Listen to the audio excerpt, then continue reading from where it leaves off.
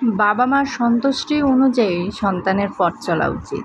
প্রত্যেক সন্তানের উচিত সবসময় পিতামাতার বাধ্য থাকা এবং তাদের আদেশ নির্দেশ মেনে চলা।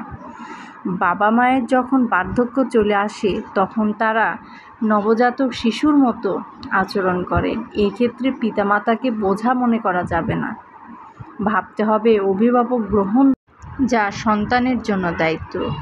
প্রায় প্রতিটি ধর্মে মা বাবাকে আনুগত্য হওয়ার শিক্ষা দেয়, কিন্তু আজকাল তথাকথিত অভিজাত সমাজে নিজের মূল্যবোধ বজায় রাখতে গিয়ে সন্তানের কাছে তার নিজের বৃদ্ধ বাবা মার স্থান হয় বৃদ্ধাশ্রম।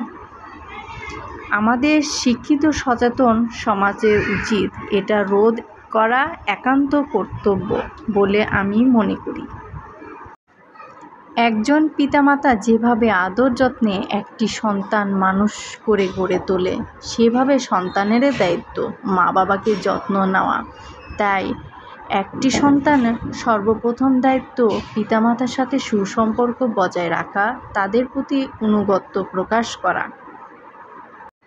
প্রধান দায়িত্বের মধ্যে মা বাবার প্রত্যাশা পূরণ করা হচ্ছে অন্যতম।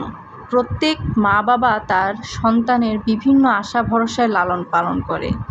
তারা চায় তাদের সন্তান জীবনের সাফল্য অর্জন করুক এবং সুখী জীবনযাপন করুক।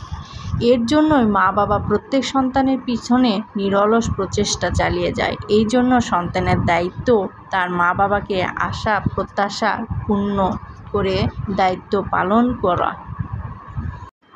সমাজে এসব উঠেই গেছে। আজকালকার দিনে এইসব আর দেখা যায় না। খুব অল্প পরিবারে এরকম আছে। কজন মা বাবাকে এতটা শ্রদ্ধা করে এটা বলা বাহুল্য। তবুও বাস্তবতার সঙ্গে মিল খেয়ে চলতে হবে এবং ইসলামের দৃষ্টিতে এর গুণাগুণ অনেক রয়েছে, যার সওয়াব অনেক অনেক দ্বিগুণ ভাষায় প্রকাশ করা যাবে না। মা বাবার প্রতি সন্তুষ্ট থাকতে হবে, মা বাবার প্রতি আনুগত্য থাকতে হবে, তাদের ন্যায় বিচারের উপর আস্থা থাকতে হবে, তাদের প্রতি বিনয়ী আচরণ করা আমাদের একান্ত কর্তব্য।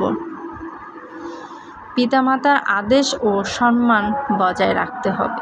প্রত্যেক সন্তানের উচিত তাদের পিতামাতার আদর্শ ও ন্যায়নীতি অনুসরণ করা চলা। সমাজে তাদের মান সম্মান ক্ষুণ্ণ হয় এমন কোনো কাজ না করে যে কাজ মা বাবার সম্মান বৃদ্ধি পায় সেই কাজ করতে হবে। পিতামাতা সন্তানের পরম বন্ধু সমতুল্য ভাবতে হবে। সন্তানের জন্য মা বাবার মতো কেউ আপন হয় না। সুতরাং ইহকাল পরকাল মুক্তির পথ সুগম করতে হলে পিতামাতার প্রতি কর্তব্যগুলো যথাযথ পালন করা সন্তানের একান্ত দায়িত্ব, যা আমাদের সমাজে এখন দিন দিন এটা কমে গেছে। আমরা যতভাবেই চলাফেরা করি না কেন, অনেক সময় মাদের সঙ্গে অল্পতেই রেগে যাই যে এটা করলা কেন, এটা ভুল হয়ে গেছে।